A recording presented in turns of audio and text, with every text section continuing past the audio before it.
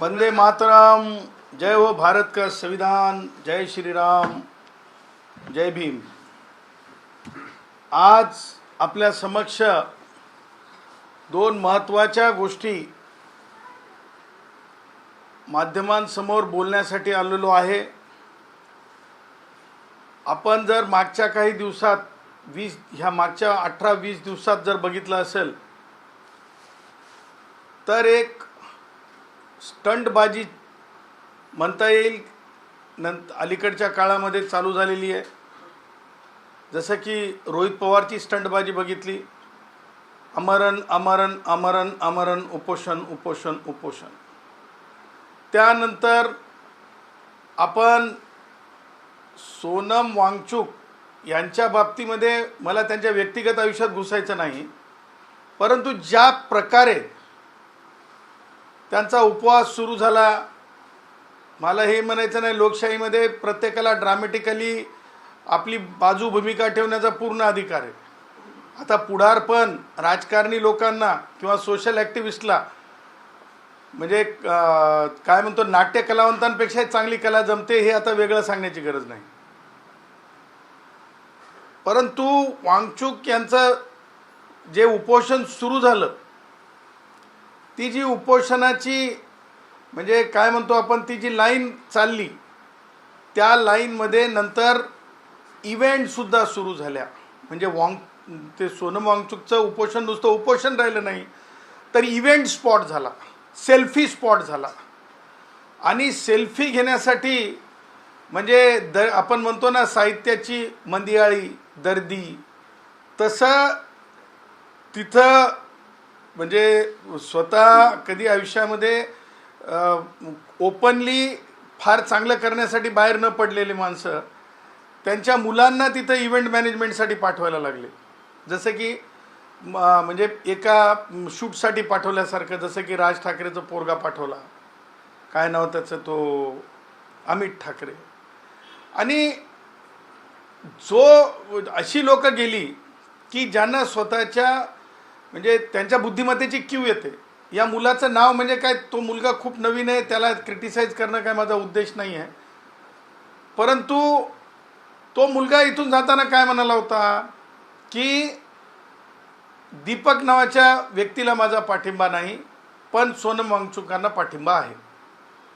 म्हणजे दीपक कोण दीपक कोण दीपक कोण म्हणजे हे त्या जाणाऱ्या मुलाला सुद्धा माहीत नाही, म्हणजे संविधान त्याला सुद्धा माहिती नाही। आता सोनम वांगचुकांच्या उपोषणाकडे जात असताना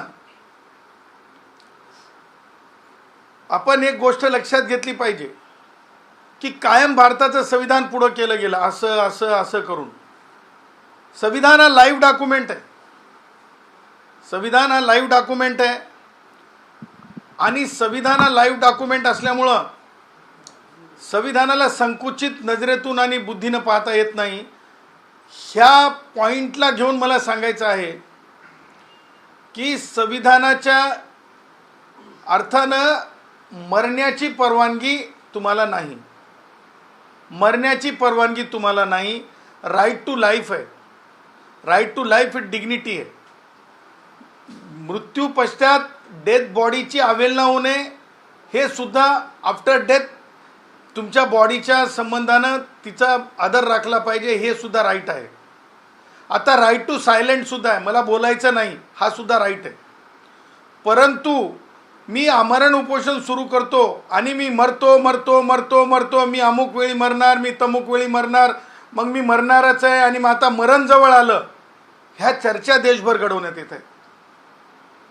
आणि ह्या चर्चा का घडवल्या चालल्यात तर ह्या चर्चेमागे पॉलिटिकल अजेंडा आहे। प्रत्येकाला आपल्या डेमोक्रेसीमध्ये अजेंडा मांडण्याचा अधिकार आहे, त्याच्याबद्दल म्हणणं नाही।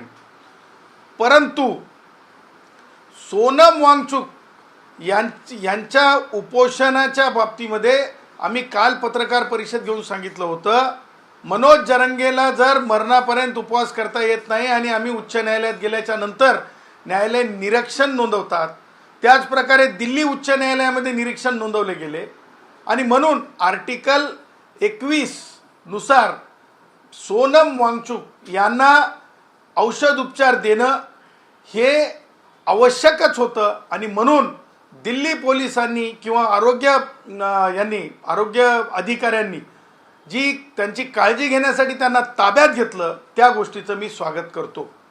कारण वन्स अ लाईफ असं अनेकदा म्हटलेलं आहे. आणि कसं आहे की कोण कोणत्या राजकारणाखातर, म्हणजे सोनम वांगचुकांचं काय राजकारण आहे किंवा समाजकारण आहे, किंवा राष्ट्रवादी काँग्रेसचे वयोवृद्ध पुढारी शरद पवारांचं काय राजकारण आहे, उद्धव ठाकरेंचं काय राजकारण आहे, हे सगळ्या, किंवा आपले केजरीवालांचं काय राजकारण आहे, ह्या सगळ्या गोष्टी वेगवेगळ्या लोकांच्या वेगवेगळ्या राजकारणाशी संबंधित आहेत. आणि म्हणून त्यांना उचलून त्यांना औषध उपचार करणं हे अगदी कायदेशीर झालेलं आहे. आणि हे कायदेशीर होत असताना काही लोक म्हणतात की डेमोक्रेसीत आमचा अधिकार आहे. काही लोक सांगतात की भारतरत्न डॉक्टर बाबासाहेब आंबेडकरांनी अधिकार दिला. हो दिलाय, पण काय दिलाय हे आपण कधी डोळसपणे पाहताय का? आणि ज्यांना शेंबूड पुसता येत नाही ते म्हणतात की ब्लॅक डे आणि काळा दिवस.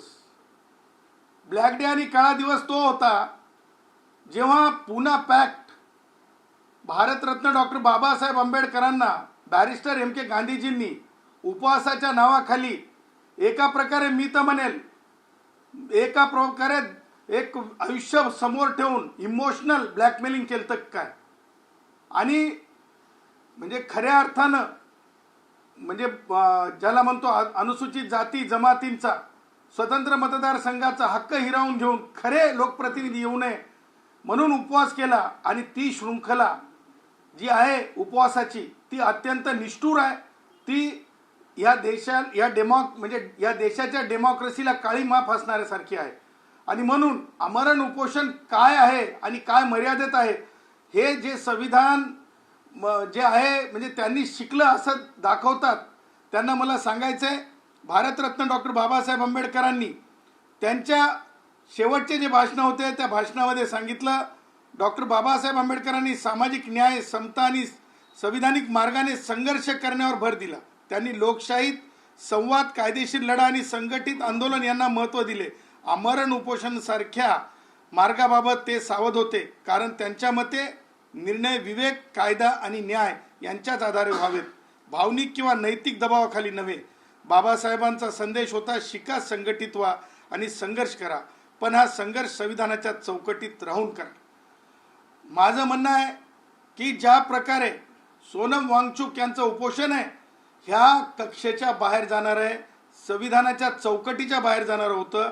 आणि म्हणून त्यांच्या असंविधानिक म्हणजे औषध उपचार घेऊ नका असं म्हणण्याची तसदी कसं दाखवू शकतो आपण? कारण वैद्यकीय अधिकारी जेव्हा म्हणतात किंवा तुम्ही स्वतःच सांगता की त्यांची खूप तब्येत खालावली, तुम्ही व्हिडिओ टाकता आणि जर पुन्हा तुम्ही म्हणता की यांना म्हणजे औषध उपचार घेऊ नये म्हणून तुम्ही आडवे येता, जाणून बुजून रक्कस क्रिएट करण्याचा प्रयत्न करता, हे अत्यंत गलिच्छ राजकारणाचा भाग आहे. आणि म्हणून अशा प्रकारचं आमरण उपोषण हे चुकीचं आहे आणि त्या चुकीला आम्ही चूकच म्हणणार. त्या पुढं जाऊन मला तुम्हाला सांगायचं आहे की ज्या प्रकारे म्हणजे त्यांच्या पत्नीनी सोनम वांगचुक यांच्या दोन गोष्टी सांगितल्या, व्हायटल नॉर्मल आहे आणि त्याचबरोबर पोटॅशियम 2.9 आहे असं त्यांचं म्हणणं आहे माध्यमांसमोर. जर व्हायटल ऑर्गन्स नॉर्मल आहेत तर मग हे का केव्हा राहते माणूस नॉर्मल? 18 दिवसाच्या नंतर. 18 दिवसाच्या नंतर नॉर्मल तेव्हाच असते तेव्हा जेव्हा तुम्ही काहीतरी इंटेक घेता. मग ते तरी सांगा ना तुम्ही ते इंटेक घेत होते. परंतु हे उपोषणाच्या किंवा ह्या नाट्याच्या एक पार्ट होता की आमची तब्येत बिघडली, आमची तब्येत खराब झाली असं म्हणणं. कारण व्हायटल ऑर्गन्सवर परिणाम उपवास असल्याच्या नंतर दिसायलाच पाहिजे. परंतु ह्या दोन गोष्टी व्हायटल नॉर्मल आणि पोटॅशियमच्या बाबतीत जे बोललं गेलं त्याच्यावर मला भर द्यायचा आहे. आणि लोकशाहीला कुणी सुद्धा वेटीस धरू नये असं माझं म्हणणं आहे. त्या पुढे जाऊन मला म्हणायचं आहे की आपण हे सगळं पाहत असताना डॉक्टरांचा इन्सल्ट होता कामा नये. पोलिसांसोबत संघर्ष आहे का तुमचा? पोलिसांसोबत संघर्ष करून आमच्यावर अन्याय व्हायलाय हे दाखवण्याऐवजी पोलिसांचं कर्तव्य पार पाडत आहेत. कोर्टाने सांगितलंय कायद्यामध्ये, डॉक्टरांवर चिडून काय फायदा? डॉक्टर काय तुमचे दुश्मन आहेत का? ही जी वृत्ती आहे ही मला असं वाटतं चुकीची आहे. आणि दुसरी महत्त्वाची गोष्ट संविधानिक दृष्ट्या मला तुम्हाला सांगायची आहे, एखाद्या व्यक्तीचा राजीनामा घेणं, शिक्षण मंत्र्यांचा राजीनामा घेणं हे म्हणजे कॉल बॅक म्हणजे जे आपण निवडून दिलेले प्रतिनिधी आहेत त्यांना वापस बोलवणं हे पार्लमेंटरी डेमोक्रेसीमध्ये आणखीन संविधानात तरतूद नाही. त्यामुळे उद्या जर आणखीन कुणीतरी बसेल आणि ते म्हणेल की नाही नाही आम्हाला हे राष्ट्राध्यक्ष नको आहेत आणि हे राष्ट्राध्यक्ष हे सर्वस्वी जिम्मेदार असतात, राष्ट्राचे पहिले प्रमुख आहेत, राज्यपाल हे पहिले प्रमुख आहेत, यांना काढून टाका, कारण यांची स्वाक्षरी प्रत्येक कायद्यावर असते. NEETचा कायदा असो की ॲट्रॉसिटीचा कायदा असो की संविधानामधली दुरुस्ती असो की कोणत्याही प्रकारचा शैक्षणिक कोणत्याही प्रकारच्या कायद्याबाबतीत UGCचा कायदा असो, मग काय काढून टाका म्हणल्याच्या नंतर कुणीतरी उपोषणाला बसणार. ठीक आहे, तुम्ही तुमच्या सार्वजनिक आयुष्यामध्ये काही उपोषणं केले असतील कारणांसाठी, परंतु एक्स्ट्रीम जाऊन तुम्ही सिस्टम फेल करू शकत नाही.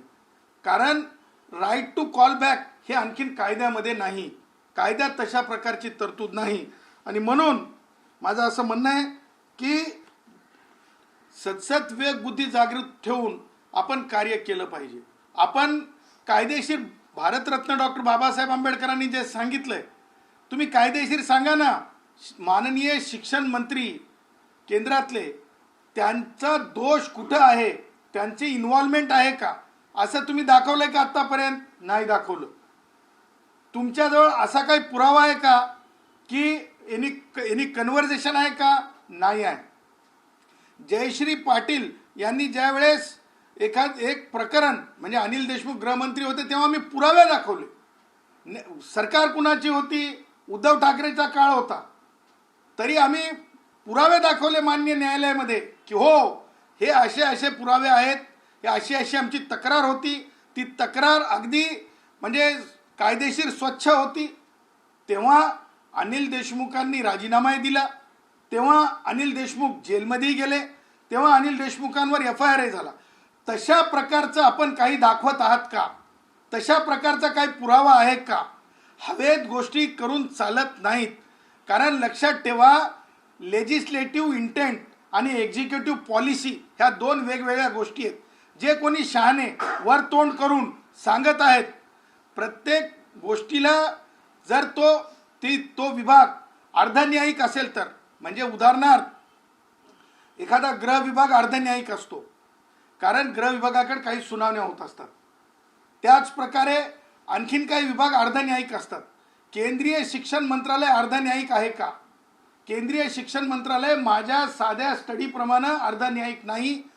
त्याच्यामुळे एक्झिक्युटिव्ह डोमेनमध्ये जर प्रश्नपत्रिका फुटल्या असतील आणि त्या बाबतीत पोलिसांनी अटक केली असेल, त्या बाबतीत कारवाई सुरू असेल, तर मला असं म्हणायचं आहे की कोणीसुद्धा सोनम वांगचुक काय, राज ठाकरेची पोरं काय, किंवा आणखीन उद्धव ठाकरेचं जे काय थैथयाट चालू आहे तो थैथयाट काय, ह्या सगळ्या गोष्टी कायदेशीर मला संमत वाटत नाहीत.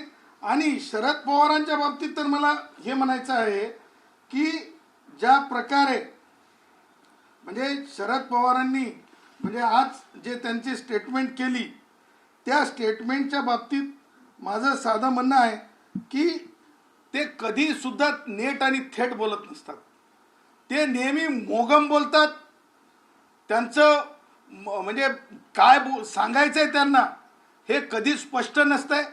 एका बाजूला म्हणतात की परिस्थिती आटोक्याच्या बाहेर, म्हणजे काय, म्हणजे त्यांची आरोग्याची परिस्थिती आटोक्याच्या बाहेर की आणखीन काही परिस्थिती आटोक्याच्या बाहेर, हे कधी सुद्धा शरद पवार राष्ट्रवादी काँग्रेसचे वयोवृद्ध पुढारी स्पष्ट बोलत नाहीत.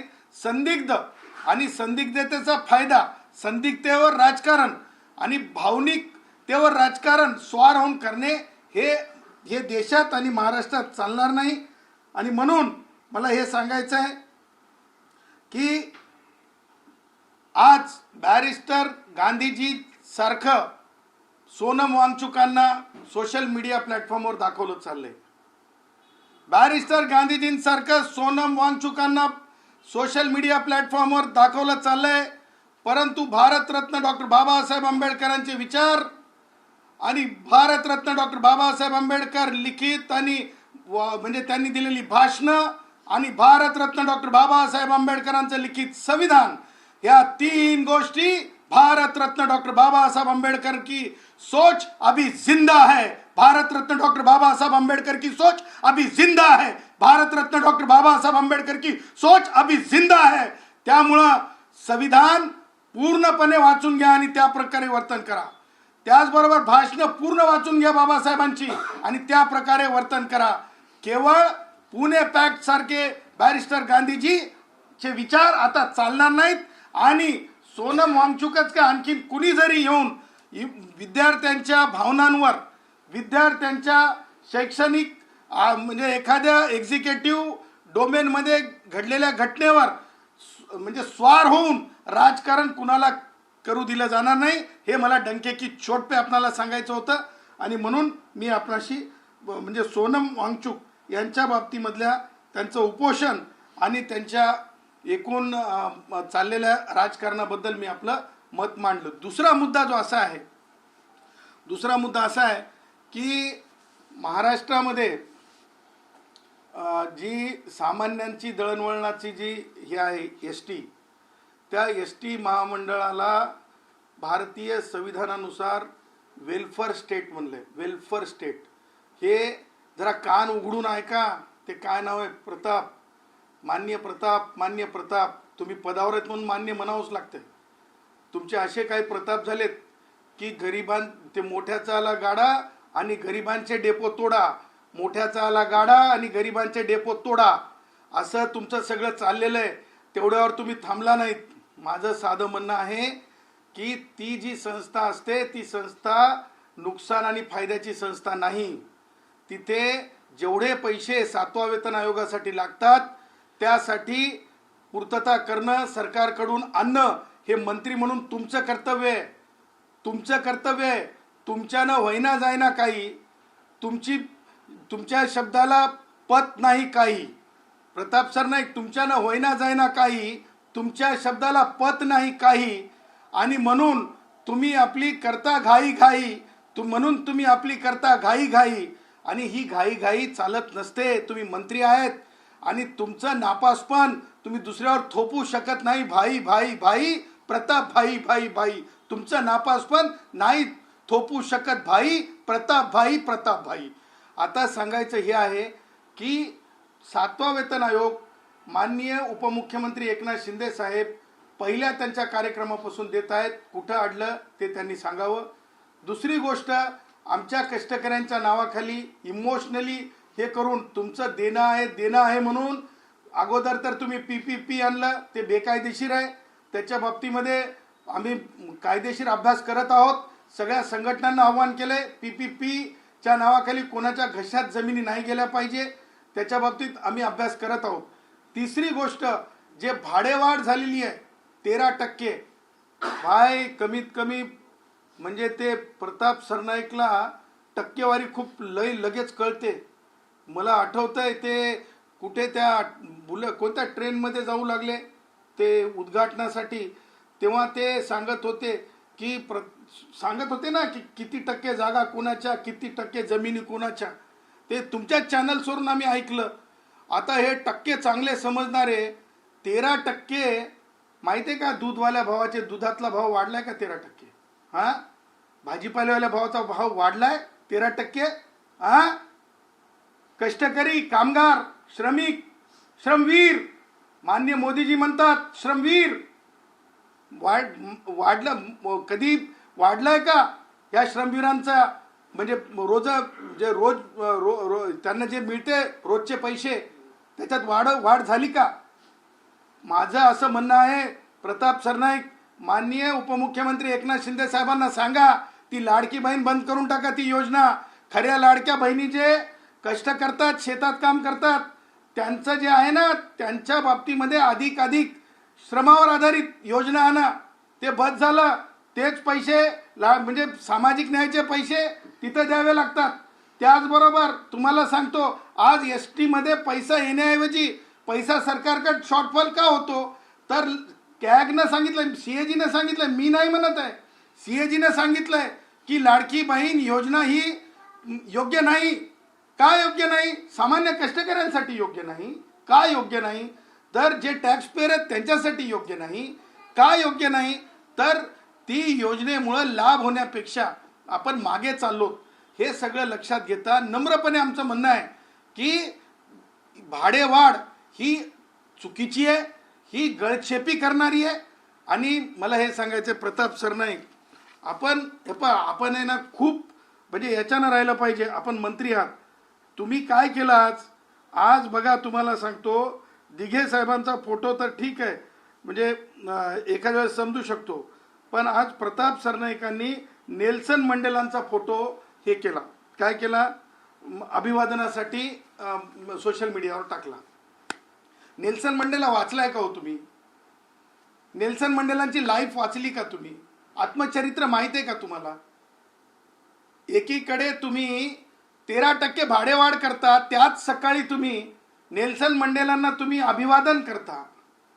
हे अभिवादन नाटकी वाटत नाही का तुम्हाला? हे अभिवादन म्हणजे अगदी म्हणजे तुम्हाला वाटत नाही का की अपमानजनक आहे? आणि म्हणून माझं हे म्हणणं आहे की ही भाडेवाढ नको. ही भाडेवाढ कोणत्याच गोष्टीत, दुधाच्या पैशात वाढ झालेली नाही, भाजीपाल्याच्या पैशात वाढ झालेली नाही, कोणत्याही पैशात वाढ झालेली नाही. आणि ही माणसं याच्यातून प्रवास करणारी ही महाराष्ट्रातली अत्यंत सर्वसामान्यपणे प्रवास करणारी माणसं आहेत, ज्यांच्याकडे कोणतंच वेगळं स्तोत्र नसतंय. ती ही माणसं आहेत आणि त्या माणसांना असा त्रास नको. आणि म्हणून ह्या सगळ्या गोष्टीला डोळसपणे माननीय मुख्यमंत्री महोदयांनी पाहिलं पाहिजे. ही 13% भाडेवाढ जर तुम्हाला अशीच आता 13 उद्या 50% करा, उद्या 100% करा प्रताप सरनाईक, कारण तुमचा प्रोग्रेस रिपोर्ट नापाशा प्रोग्रेस रिपोर्ट आहे, नापाशा प्रोग्रेस रिपोर्ट आहे. आता डेपो राहणार नाहीत. वाढ करून कोणी बसमध्ये बसलं नाही पाहिजे, गरीब माणूस पुन्हा पायानं चालला पाहिजे, हेच ठेवा आता शिल्लक. आणि म्हणून संतापजनक आहे, संताप येण्यासारखा, प्रत्येकाला संताप येईल. जे पटकेवाला माणूस, फाटलेला धोतर घातलेला माणूस, दूधवाला माणूस ज्याच्या डोळ्यासमोर दिसल. आणि म्हणून ही भाडेवाढ त्यांनी वाढ करू नये. त्या उलट शासनाकडून स्वतःची हिंमत दाखवावी, स्वतःचं कर्तृत्व दाखवावं. आणि 1 रुपया जरी नफा नाही, 100% तोटा जरी असला तरी, मी काय म्हणतो लक्षात घ्या, 100% तोटा असला तरी 7वा वेतन आयोग द्या. 100% तोटा असला तरी सुद्धा तुम्ही बसचा प्रवास 13% वाढ नाही. तुम्हाला सांगतो, चिल्लरमध्ये जर 2-5 पैसे, 10-5 पैसे किंवा 1-2 रुपया मागे पुढे होत असेल तर तिथपर्यंत ठीक आहे. ही टक्केवारी कुठून आणली बाई? खाजगी सावकाराची बस आहे का? आणि म्हणून ह्या गोष्टीची मी निंदा करतो, ह्या गोष्टीचा मी निषेध करतो की ही भाडेवाढ योग्य नाही. आणि कष्टकऱ्यांच्या नावाखाली इमोशनल ब्लॅकमेलिंग करून देणं आहे म्हणून कष्टकऱ्यांना पुढं करून डेपोचा, मला म्हणायचं नाही खालसा करून टाकायचा काय जमिनीचा, ते डेपोलाही कष्टकरीत दाखवायचे, भाडेवाढीलाही कष्टकरीत दाखवायचे, आणि आपण मात्र नापाशी आपली पुढं चालू ठेवायची. हे चुकीचं आहे. 2 दिवसापूर्वी राज ठाकरेंनी समाज माध्यमांवरती पत्र लिहिलं होतं, जाहीर पत्र होतं, वामकुज यांना समर्थन दिलं. अंजली दमानिया सामाजिक कार्यकर्त्या ह्या टीका करतायत की त्यांनी थेट दिल्लीला यावं आणि त्यांच्या समर्थनात तिथं बसावं किंवा त्यांना त्या ठिकाणी पाठिंबा दिला, समाज माध्यमांवरती असं देऊ नये. लोकांसांगे ब्रह्मज्ञान. या अंजली दमानिया तर अगोदर जाऊन तिथे जाऊन फोटो काढून आल्यात, त्या का वापस आल्यात? त्यांना तिथून इकडं आणण्यासाठी कोणी काय पाचारण केलं नव्हतं, काही नाही. राज ठाकरेचंही आम्ही म्हणजे राज ठाकरेंनी भारतरत्न डॉक्टर बाबासाहेब आंबेडकरांचं भाषण वाचावं. आणि अंजली दमानिया ज्या म्हणजे मला माहीत नाही त्या कोणत्या म्हणजे कशातल्या कार्यकर्त्या आहेत, मला आणखीन समजलं नाही, कारण त्यांचे विषय समजले नाही आणि ते कोणत्या विषयाला तडीस नेतात ते मला समजलं नाही. परंतु त्यांनी सुद्धा भारतरत्न डॉक्टर बाबासाहेब आंबेडकरांचे जे भाषणं आहेत ते वाचले पाहिजेत आणि संविधान खऱ्या अर्थानं समजून घेतलं पाहिजे. डेमोक्रेसी म्हणजे मला कोणालाही टीका करायची नाही. राज ठाकरेला मला हे म्हणायचं आहे, राज ठाकरेला मला हे म्हणायचं आहे. ते थरथराट नावाचा एक पिक्चर होता, अशोक सराफचा होता का? लक्षाचा होता. थरथराट आणि थैथयाट हे राज ठाकरेचा आता लोकांना नाटकी पद्धत, थरथराट आणि थैथयाट हे आता रोजचं झालंय. त्यामुळे नवीन काही नाही.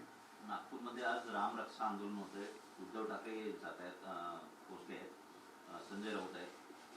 एकीकडे नागपुरात रामनगरमध्ये राम मंदिरामध्ये राम रक्षा आंदोलन, तर दुसरीकडे हनुमान चालीसा अमरावतीमध्ये.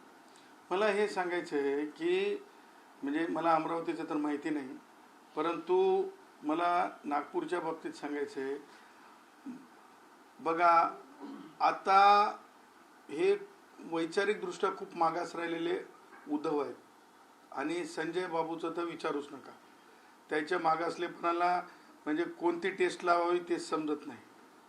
लक्षात ठेवा, आपलं काश्मीर ते कन्याकुमारी पर्यंत आता समान नागरी कायदा येत आहे. प्रभू श्रीरामांच्या विचाराचं आज देशामध्ये विचार ज्या पद्धतीनं म्हणजे विचार प्रवाह होत आहेत, ह्या गोष्टीसुद्धा तुम्हाला सांगतो, समानतेचं तत्त्व युनिफॉर्म सिव्हिल कोडच्या आधारे येणं हे अत्यंत महत्त्वाची गोष्ट आहे. आणि म्हणून मला असं म्हणायचं आहे की प्रभू श्रीरामांचा विचार जेव्हा म्हणजे मोठ्या प्रमाणात देशात म्हणजे सुदृढ होत असताना किंवा चर्चा होत असताना आणि काय म्हणले, काय आंदोलनाला नाव दिले उद्धव ठाकरेनं, हे रक्षा करणार आणि हे रक्षा करणार काय. हे बघा, जे कधी घरात इनकमिंग फक्त माहीत होती त्यांना, ते काय दुसऱ्याला नाव ठेवतात. एक बोट तिकडे दाखवलं तर 4 बोटं इकडे राहतात. फक्त इनकमिंग माहीत होती, फक्त इनकमिंग माहीत होती. आउटगोईंग माहीत होती का? एक मला येऊन जेव्हा वेगवेगळे शिवसेनेचे असो, मनसेचे असो, सगळेच येऊन भेटतात मला येऊन बोलतात, सर असं झालं, सर तसं झालं. कारण मी अडचणीचा म्हणजे सेवादार आहे. ज्याला अडचण आली त्याचा सेवादार मी. म्हणजे ते म्हणतात जाऊ दे तिकडं पद कोणतं असो साहेब, तेवढं दवाखान्याचं बघून घ्या साहेब, तेवढं अडचणीचं साहेब, तेवढं विद्यापीठाचं बघून घ्या साहेब, हे थोडं अडचणीचं आहे साहेब, हे जरा फोन लावा. त्यासाठी लोक येऊन सांगतात, साहेब बोले इनकमिंग वाले ना आता नावं ठेव, रक्षेची गोष्ट करावं, इनकमिंग वाल्यानं. हे तर खूप झालं. त्याच्यामुळं बघा, त्यांना जर सुबुद्धी असती तर त्यांनी अनेक वेगवेगळ्या आर्थिक विषयावर चर्चा घडवून आणली असती. स्वतःची लायकी स्वतः सिद्ध करायची असते. लिडरशिपच्या परिभाषेत सांगायचं असलं तर तुम्हाला सांगतो, वेगवेगळ्या कारणानं काहीतरी उकरून काढून आपण उभं केल्याच्या नंतर विषय उभे राहत नसतात. हे मला डंकीकी चोटपे उद्धवला सांगायचं. सर, धर्मेंद्र प्रधान यांनी राजीनामा द्यावा त्यासाठी सीजेपीचं आंदोलन सुरू होतं आणि आज सोनम वांगचुक यांना पकडून सुद्धा नेलं. तर आता अभिजित दिपके म्हणतात की मोदीजींनी पण आता राजीनामा द्यावा. कसं आहे, अभिजित या विद्यार्थ्याचं म्हणा किंवा मुलाचं आकलन आणि चिंतन कदाचित भारतीय संविधानाच्या बाबतीमध्ये आणि कायदेशीर किंवा भारतरत्न डॉक्टर बाबासाहेब आंबेडकरांच्या ॲक्च्युअल म्हणजे स्पीचेसच्या बाबतीतलं ज्ञान फारच कमी दिसते. आणि जेव्हा माणूस फ्रस्ट्रेट होतं तेव्हा असं बोलतं आहे. मी तुम्हाला आत्ताच सांगितलं की अभिजित बेटा, एक आहे लेजिस्लेचर आणि दुसरं आहे एक्झिक्युटिव्ह. हे भारतरत्न डॉक्टर बाबासाहेब आंबेडकरांनी वेगवेगळे ते यंत्रणा उभ्या केलेल्या आहेत आणि त्यामुळं एक्झिक्युटिव्ह डोमेनचं फेल्युअर थेट आपल्याला लेजिस्लेचरवर फोडता येत नाही जोपर्यंत त्याच्यात थेट संबंध दिसत नाही. आणि म्हणून आता कसं आहे की ते आता खूप वयानं लहान आहे. आता आम्ही ग्रामीण ढोबळ भाषेत म्हणायचं, त्या लेकराने भारतरत्न डॉक्टर बाबासाहेब आंबेडकरांचे स्पीचेस वाचले पाहिजे, त्यानं भारतीय संविधान वाचलं पाहिजे, त्याने इंटरप्रिटेशन्स वाचले पाहिजे. ह्या सगळ्या गोष्टींच्या आवश्यकता आहे. त्यामुळे त्यांना कुणीतरी सांगितलं असेल की आता हे सोनम वांगचुक नेले म्हणजे आता हे आपलं सगळं गेलं असं त्यांना वाटत असेल. आणि नौका असल्यामुळे ते साहजिक आहे. आणि मला असं वाटतं की फ्रस्ट्रेशन पोटी तो बोलला आहे आणि त्यामुळं एका कारणासाठी म्हणजे आपल्याला लक्षात घेतलं पाहिजे की भारत देशात स्थानिक स्वराज्य संस्थांमध्ये आपण कायदा आणलाय. कोणता आणलाय? तो कायदा म्हणजे ग्रामपंचायताचा सरपंच असेल तर जनतेतून जे निवडले जातात रिकॉल करण्यासाठीची एक विध पद्धत आहे. परंतु पार्लमेंटरी डेमोक्रेसीमध्ये बाळा तू म्हणल्याच्या नंतर दीपक किंवा सोनम वांगचुक म्हणल्याच्या नंतर रिकॉल करण्याची पद्धत नाही. ही विध पद्धत मला समजून सांगायची होती. तोच माझा म्हणजे उद्देश होता. निलेशचंद्र मुने असं म्हणतात की स्वर्गामध्ये इंद्र, राज्यात देवेंद्र, महाराष्ट्राचा राम ही देवेंद्र फडणवीस आहे. एक लक्षात ठेवा की मला ते कोण आहेत ते माहीत नाहीत, परंतु म्हणजे मला ते जैन मुनी आहेत निलेश आणि नागपूरचे आहेत. हां ठीक आहे, जैन मुनी आहेत, म्हणजे अत्यंत त्यांच्याबद्दल आदर आहे. कारण म्हणजे कोणी साधू संतांच्या बाबतीत मी म्हणजे टीका टिप्पणी करणारा माणूस नाही. परंतु मुनींनी असोत, भिक्षूंनी असोत किंवा साधू संतांनी असोत, त्या म्हणजे ज्या अशाच धार्मिक आध्यात्मिक गोष्टीवर ते भर देत असतात की ज्याच्यातून लोकांना एक प्रेरणा मिळते. आणि मला असं वाटतं देवेंद्रजींच्या बाबतीमध्ये प्रेरणेतून ते बोलले असतील.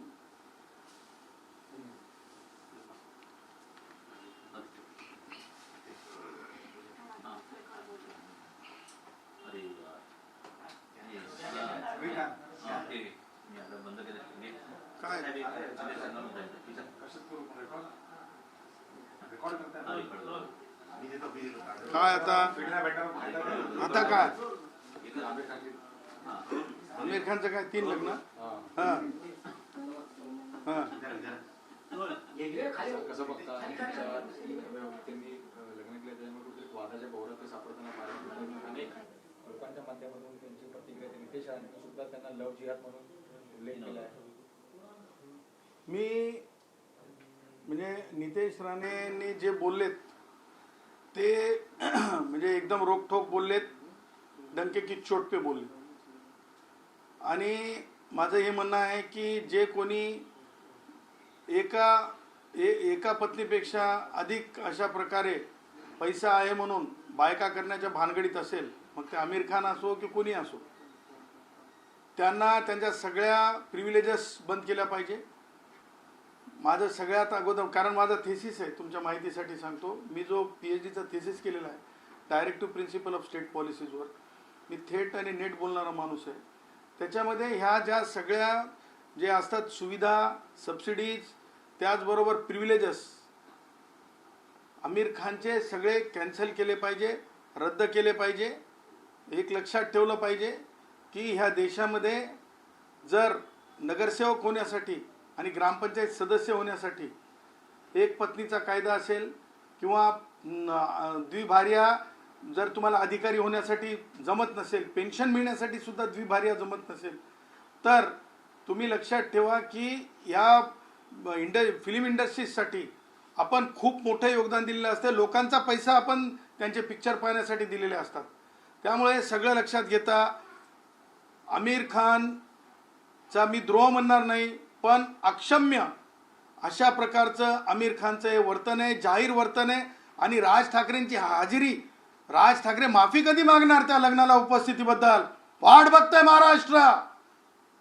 हेच जर दुसऱ्यानं केलं असतं तर, दुसऱ्या मामूजान भाईजाननं केलं असतं तर काय बोलले असते? दुसरा कोणी गेला असता तिसऱ्या लग्नाला तर मुख गिळून बसलेत का? त्यामुळं हे बोललंच पाहिजे. आणि तुम्ही प्रश्न उपस्थित करून दिला आणि हे आवश्यक होतं. आणि राज ठाकरेंची काय प्रतिक्रिया आहे हे पाहणं आवश्यक है. और मैं बोल रहा हूं, फिल्म इंडस्ट्री के सारे कलाकारों को इस देश की जो बुनियाद है, राम सीता, एक बात ध्यान में रखना, हर घर में और कानून के तहत बच्चों की संख्या की मर्यादा और पत्नियों की मर्यादा इस देश के कानून में भी है, और व्यक्तिगत तौर पे भी रखना. अपने चंचल, अपने मस्ती करने के लिए ज्यादा से ज्यादा गर्लफ्रेंड तक की बात अलग थी, लेकिन शादियों के रूप में उसको करके ये सब गलत चीजें एक कल्चर बदलने के लिए खड़ा करना ये नहीं चलेगा। जो भी इस तरह के करेगा, जैसे आमिर खान को जिस तरह से फटकार पड़ी है वैसे हर किसी को फटकार पडेगी, ये ध्यान रखना। और मी त्या पुढे म्हणेल की आमिर खानच्या पिक्चरांना थिएटर देऊ नका। जे थिएटरचे मालक असतील, अंबानी परिवार असेल किंवा अदानी परिवार असेल, त्यांना मी सांगतो की यांना जे यांचे याच्यावर म्हणजे जे काय म्हणतो त्याला काय ते OTT प्लॅटफॉर्म, त्याच्यावर सुद्धा यांना जागा देऊ नका आणि यांना थिएटर देऊ नका। जेव्हा यांना थिएटर मिळणार नाही तेव्हा यांचे आगावचे हे शोक, पैसेवाले म्हणून मस्ती ही मात्र मर्यादित राहील, हे वेगळं सांगण्याची गरज नाही।